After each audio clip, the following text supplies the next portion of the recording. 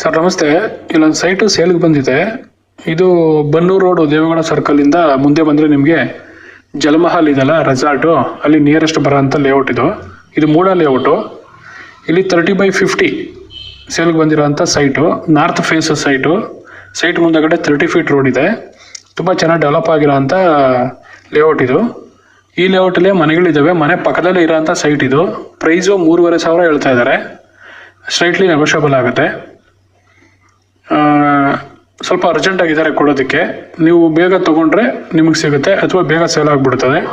ತುಂಬ ಚೆನ್ನಾಗಿ ಡೆವಲಪ್ ಆಗಿರೋಂಥ ಲೇಔಟು. ಜಲಮಹಲಿಂದ 1.5 ಕಿಲೋಮೀಟ್ರ್ ಆಗ್ಬೋದು ಈ ಲೇಔಟ್ಗೆ.